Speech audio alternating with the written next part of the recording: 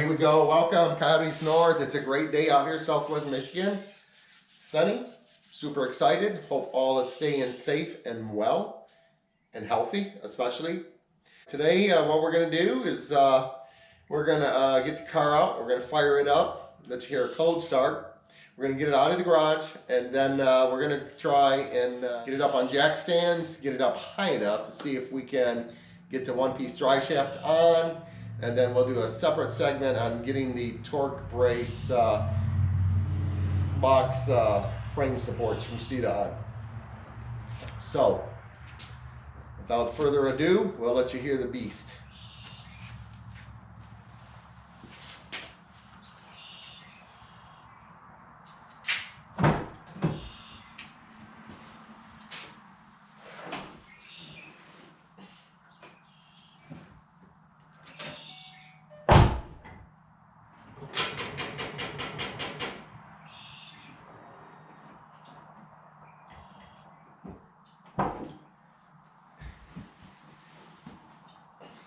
I was just kidding. Battery's dead. We're gonna have to get a charger and get it charged up. All right, we'll be right back.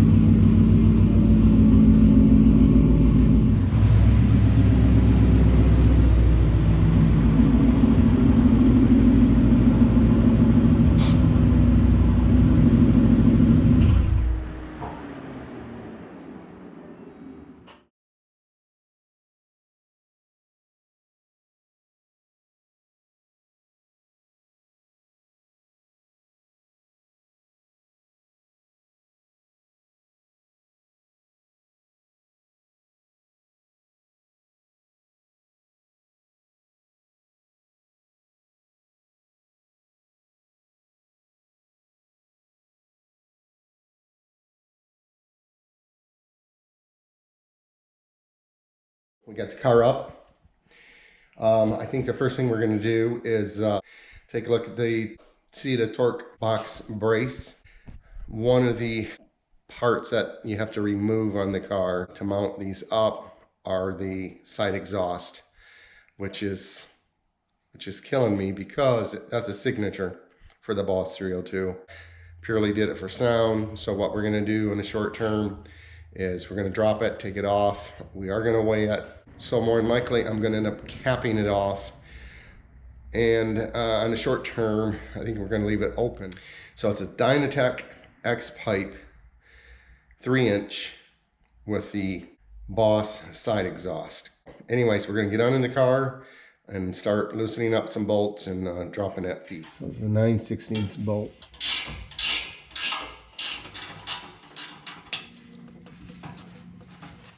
Now these have plates inside them. The factory plate is, I forget what diameter, it might be a 3/8. These inner plates were removed. I did buy new ones to replace. I have them in the package and we can get that part number later.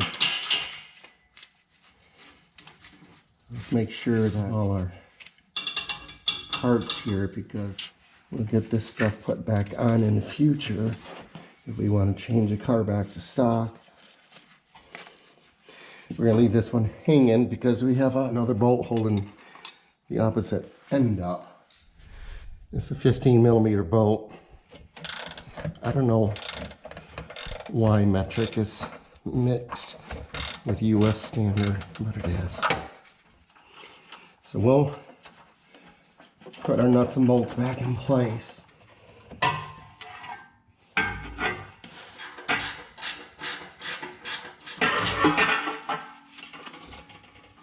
I don't know how this car is going to sound without that. Presumably it's going to be loud.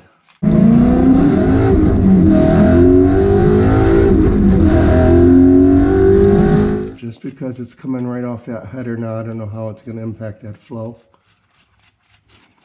Now we may be able to put a custom piece on and drop it down a little bit. All right, bring this out. Okay, we're going to weigh these because we're adding weight back and we're also taking weight off. Looks like we're 5 pounds, 10 ounces. That's pretty bizarre. The pipe coming off is 5 pounds, 9 ounces. Doesn't get any better than that, so it's a 1-for-1 exchange. Steeda must have planned it that way. Later, maybe at the end of the video, we'll grab either a 5-pound bag of sugar or flour and we'll throw it on there just to check the calibration. We're going to calibrate the scale and check. We'll do that right now. So I got a 5-pound bag of flour, and this is the same scale that I used for all my parts. When we were weighing wheels and tires, drive shaft, 5 pounds. The scale is in working order. 5 pounds.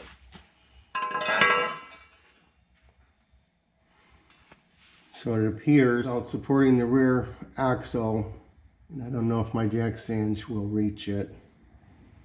I cannot really unbolt that front lower control arm because once we drop that, I'll never be able to get it lined up.